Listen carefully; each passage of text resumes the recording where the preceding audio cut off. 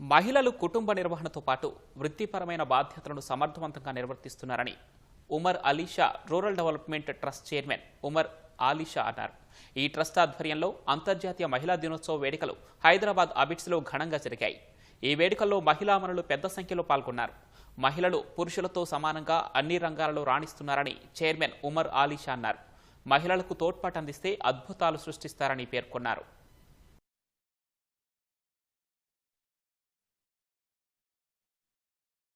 పిండముగా మారి గర్భాలయం ఒక ఈశ్వరాలయం కింద పరిణామం చెంది ఆ ఈశ్వరాలయం నుండి భౌతిక కాలంలో ప్రవేశించినప్పుడు బాల్య యవ్వన కౌమార్య వృద్ధాప్యం అనేటువంటి దశలుగా ప్రయాణం చేసి చివరకు పంచభూతాల్లో మనం కలిసిపోతుంది.